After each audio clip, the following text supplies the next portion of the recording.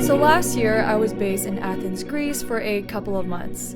Despite Athens being only an hour flight away from Turkey, I had no set plans to visit the country. So when my aunts invited me on their once-in-a-lifetime stop to Istanbul, I couldn't say no. Separated by the Bosphorus Strait, Istanbul is located on two continents, Europe and Asia. Known previously as Constantinople, Istanbul has a lot of history. With only about 48 hours in the city, I'm excited to explore, to spend time with my relatives, and to uncover what makes this diverse city so special. Hi Melina! Melina and Matt. Can you see me now? See me now. When I fall back down. She got the white top. I want to spend my life with you. Yeah. We got the sunset going down. I just want you now. Yeah. Look at the clouds, the orange, the gold, the sky is nice. I like the way the roof's gone. Way the roof's gone. She got the white top. I want to spend my life with you. Good morning from Istanbul. I am so tired. I slept at like 3 a.m. last night after my flight and then met up with my aunt at the airport. Right now we are waiting in line for the Hagia Sophia. They're actually waiting in line and I just like came out here real quick to just talk to you guys. So far, Istanbul is really pretty. It's one of those trips where I didn't do any research prior. I'm just going with the flow because I'm only here for 2 days and my aunt has the itinerary. I almost like traveling without planning first because then you really don't know what to expect. For October, it seems to be like still pretty crowded and full of tourists. You guys can see the bags under my eyes. I definitely need to get a coffee. I haven't had anything to drink today. Our first stop of the day was the Hagia Sophia Mosque.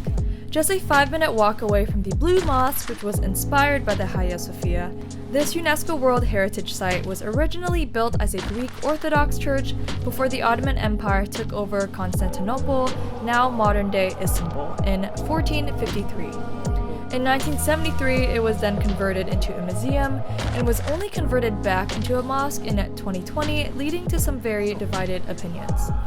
What's so crazy to me is that the Ottoman Empire, which controlled much of Southeast Europe, Western Asia, and Northern Africa for over 600 years, collapsed in World War I, which wasn't even that long ago if you think about it. Due to some construction at the time, visiting capacity was limited at the Blue Mosque, so we didn't get to go in. While we waited there, this local tour guide, Typhoon, a student who claimed to be practicing his English before charging tourists next year, gave us a quick tour before leading us to his uncle's spice shop. The owner and his family members served us some tea, made us comfortable, and well, my aunts did some damage in this store.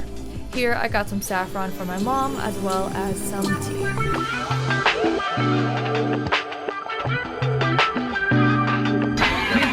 After that, we took a tram towards the Galata Bridge, where we planned to take a ferry across the Bosphorus from Europe to Asia. Our ticket for the Bosphorus boat tour was €5 for about an hour-and-a-half tour. This port has many shops for food, so we decided to grab a bite before hopping on board. Hi, I'm Istanbul.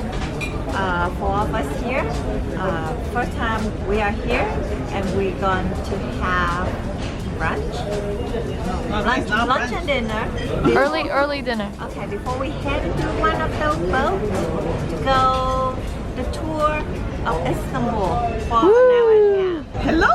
Welcome to Istanbul. This is my second time. I don't remember anything from the first time.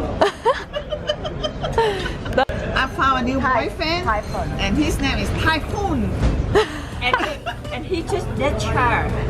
Yeah, he just ditched her. And he gets so scared and takes all of me.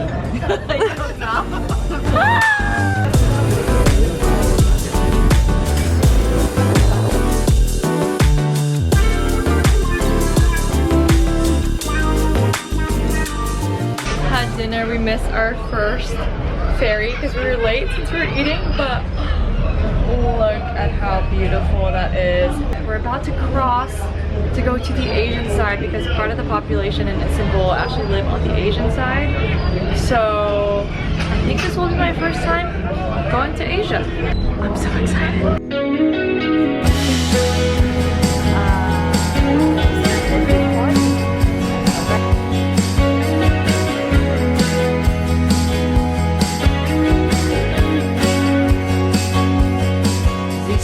October 13th, 2022 was the day that I saw Asia for the first time. With Istanbul being a transcontinental city between Europe and Asia, it really does feel like a unique place, and its interesting and diverse culture reflects that. Taking the tour boat to the Asian side of the island was definitely the highlight of the trip, and personally for me, one of the must-do things if you ever plan on visiting Istanbul for the first time. It's such a beautiful way to see the city at sunset. In that moment, I felt pure joy, and it was overall such a fun experience. Don't you wanna roll away? Don't you wanna roll?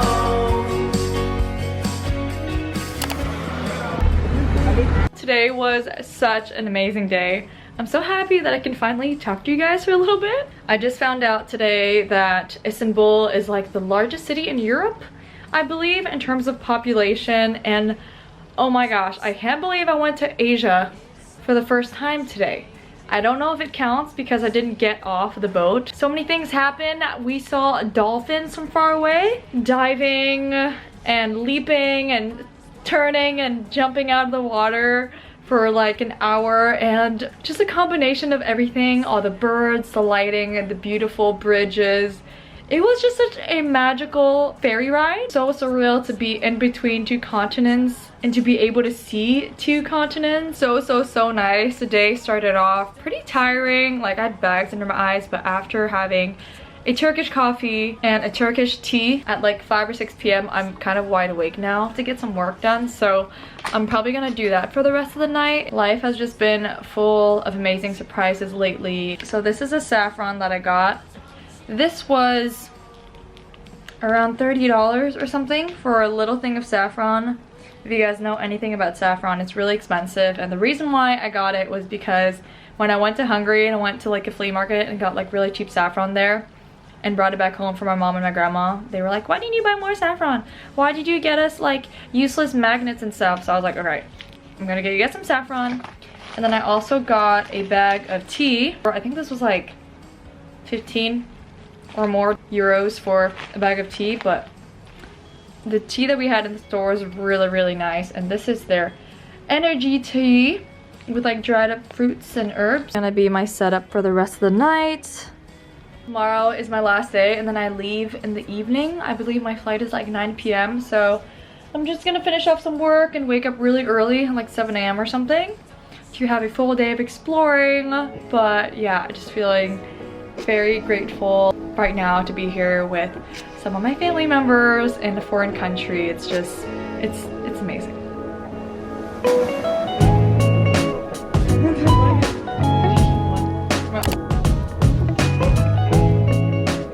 Good morning. Good morning. Introduce yourself. This is my aunt, Gohan. This is Cindy Wen. Yes, she's amazing. I love her so much. I had a stomachache last night. I had to wake up like a couple times last night, but I'm alive and well today. I was afraid that I'd be passed out today. So nice.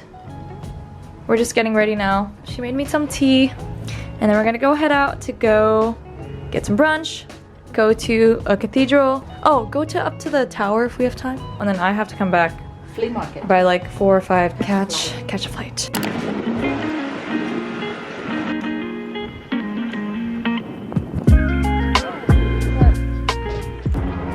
Walking down the street. This alleyway is so cute. We're almost at the vegan place. How do you feel? Good. The air is so nice. Huh? The air is so nice. I feel good. To start off our second and last day in Istanbul, we headed to Vegan, which is a delicious vegan spot. In the past year, Turkey's inflation has peaked. By the time that I went there, the currency from lira to euro was about 1 to 18. I'm not going to pretend like I know a lot about Turkey's political climate because I don't, but I always find it very eye-opening to talk to the locals and to hear about what it's like for them in their home country. I met the most kind people at Dest, and they were telling me about how hard it's been economically for them, politically, and how the next presidential election in 2023 is going to be a huge factor in shaping not only the economical state in Turkey, but the geopolitical relations in the Western world. After brunch and shopping, we headed to Basilica Cistern. This underground structure was built by a Byzantine emperor in 642 and was known as Basilica Cistern because there used to be a basilica above it. This cistern is able to hold about 80,000 cubic meters of water, and it was used to serve the needs of Byzantine palaces and its residents. Apparently, up until the 1980s when it was cleaned, you couldn't walk through the cistern and had to go through the columns by boat. The cistern was reopened in July of 2022 after 5 years of restoration, so I'm really grateful that we got to see it. It's so beautiful here, and the juxtaposition between ancient and modern sculptures makes it not only a historic place, but also a work of art in itself. When did you do? I throw it. You did? Yeah. Okay, first time. 5 years ago. That basilica was amazing! Yes. Love it. It was so beautiful. It was unlike anything that I've ever seen before. I'm falling in love with the city even more. And right now we're walking towards the Bazaar, the Grand Bazaar. I walked by it yesterday, but we didn't actually go through it, and We're on a mission right now. on a mission to get a really pepper cute grinder. pepper grinder that her sister got. It looks so pretty. Istanbul's Grand Bazaar is one of the largest and oldest covered markets in the world. With over 4,000 shops, this market attracts around 250 to 400,000 people a day. Just got delicious fresh dragon fruit in my stojo. It tastes so good. Also, this market is like never ending. We're trying to find the spices and we just can't seem to get there. During its prime, the Grand Bazaar became the center of trade for the Ottoman Empire. Here you can find everything from jewelry, leather, traditional copperware, and more.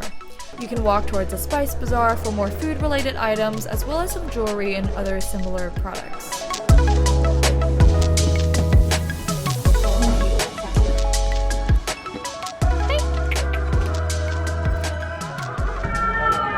Wow, that's beautiful. Wow. That is beautiful.